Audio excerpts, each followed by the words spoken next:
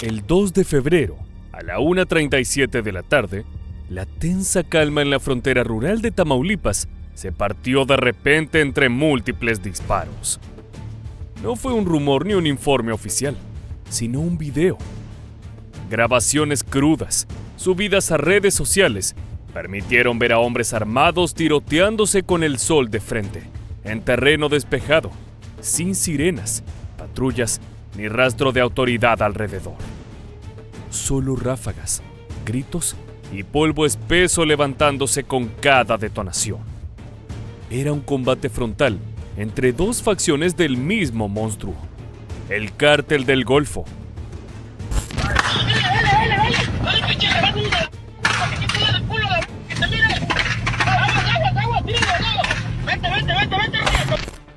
De un lado estaban los integrantes del Grupo Escorpión, del otro, pistoleros de los metros.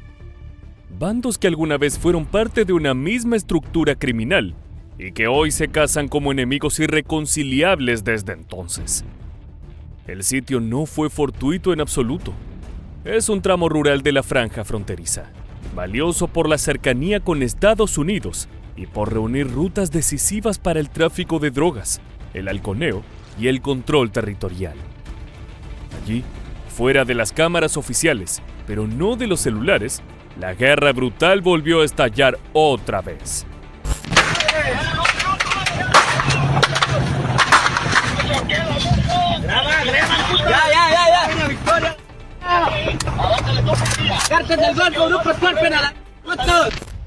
El video muestra un intercambio prolongado de disparos con armas largas.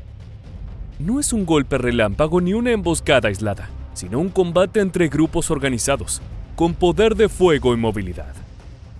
Elegir el entorno rural reduce la presencia inmediata de fuerzas de seguridad y les permite a los sicarios replegarse rápidamente antes de cualquier reacción oficial.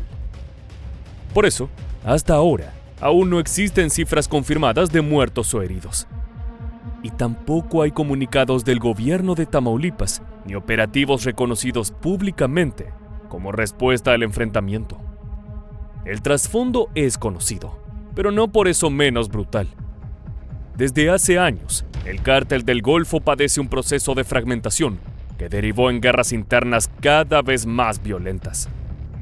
Los metros y los escorpiones se disputan no solo territorio, sino rutas hacia Estados Unidos, cobro de piso, extorsiones y el control de localidades completas, tanto rurales como urbanas. La circulación del enfrentamiento no fue casual. Grabar y subir estas escenas cumple un papel propagandístico. Exhibir fuerza, sembrar miedo y marcar territorio sin necesidad de palabras. ¡Aquí vente, Michel! ¡Aquí vente! ¡Dale, la verga, súbete! ¡Dale, la verga! Aunque el tiroteo sucedió lejos de zonas urbanas, el peligro es latente. Cuando estos conflictos se trasladan a ciudades, el resultado suele ser terror extendido. Balaceras indiscriminadas, bloqueos e incendios. El choque entre escorpiones y metros confirma una realidad persistente. La guerra interna del Cártel del Golfo sigue activa. El control territorial en Tamaulipas se deteriora y la violencia armada continúa como herramienta central de dominio que mantiene a la frontera en vilo. Mira, madre, ahí te van, para que estés enterado. Aquí te voy a aventar los pinches cabezas, manos, todo para las iguanas, vato, de tus pistoleros.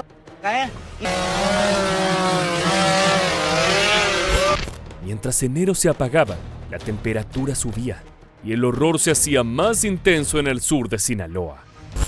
En los municipios de Concordia y Villa Unión, una región de caminos rurales, sierras cerradas y silencios impuestos, un grupo armado decidió hablar sin disparar una sola bala. Alcanzó con una advertencia pública, directa y sin rodeos para volver a prender la mecha de una guerra que lleva meses consumiendo al Estado desde adentro.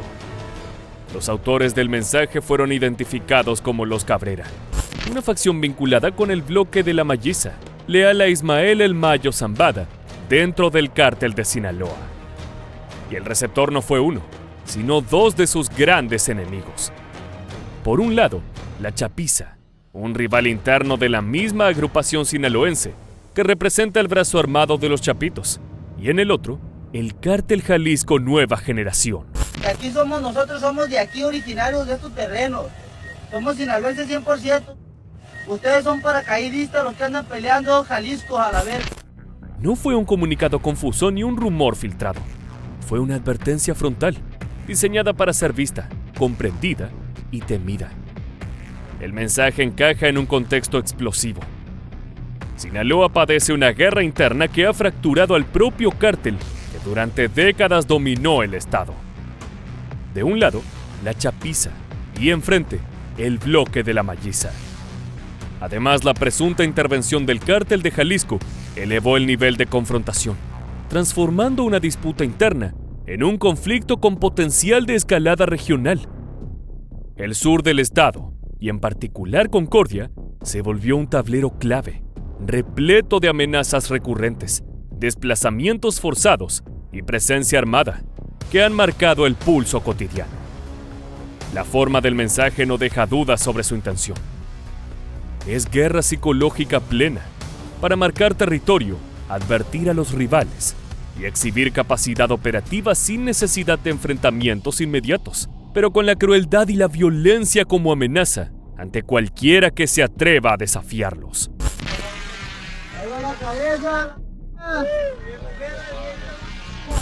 En el lenguaje del crimen organizado, estas advertencias suelen ser el anticipo de algo más. Cada palabra cuenta y cada silencio también. Las consecuencias inmediatas inquietan. El riesgo de enfrentamientos armados en la zona sur es elevado. Comunidades rurales, caminos secundarios y carreteras estratégicas están expuestos. La presión sobre autoridades locales y sobre la población civil va aumentando en un escenario donde el margen de maniobra es mínimo. Mientras este video circula, no se ha informado una respuesta oficial hasta ahora. Ni operativos, ni detenciones, ni pronunciamientos públicos. Pero la tensión permanece ahí, suspendida en el aire caliente de la sierra. El mensaje publicado no solo advierte a sus rivales, sino que confirma que la disputa por el control territorial en Sinaloa está lejos de terminar.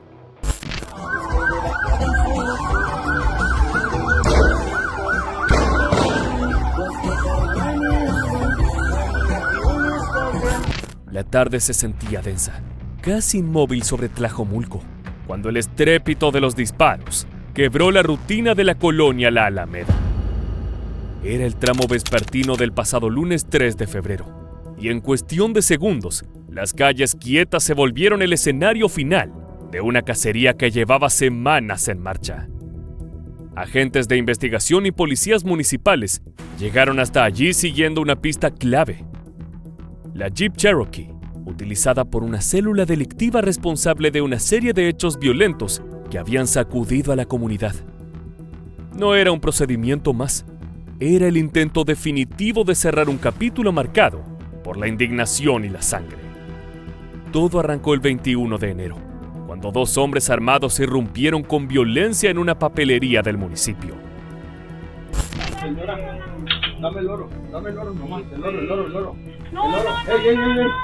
No marques a nadie. Porque nos voy a matar la vida de tu hijo. Valora la vida de tu hijo. En medio del asalto, las balas no discriminaron. Don José, un adulto mayor que estaba sentado tranquilamente en la vereda de enfrente, fue alcanzado por los disparos. Murió ahí mismo, transformado en una víctima colateral absurda e injusta.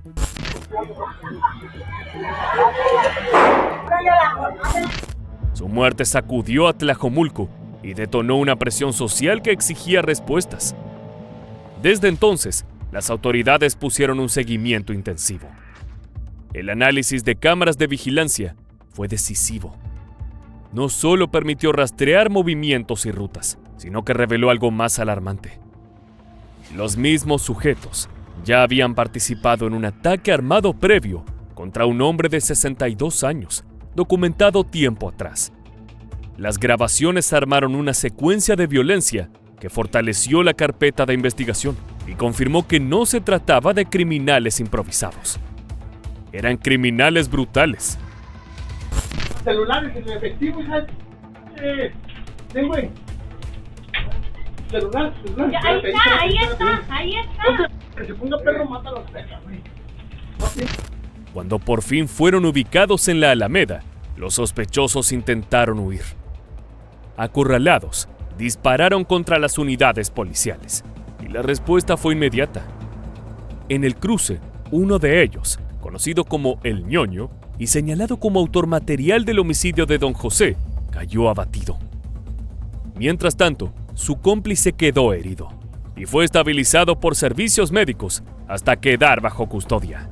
La Fiscalía del Estado de Jalisco ratificó que ambos estaban vinculados al menos con 2 ejecuciones: al homicidio de don José y un ataque directo perpetrado en un gimnasio del municipio. Con el operativo, las autoridades tuvieron por desarticulada la célula. Desde el gobierno estatal, se remarcó que esta acción forma parte de una estrategia para pacificar las colonias de la periferia de Guadalajara, combatir la impunidad y proteger a los sectores más vulnerables. Para Tlajomulco, el enfrentamiento no solo cerró una persecución, sino que señaló el intento de devolverle algo de calma a una comunidad que aún no olvida a don José.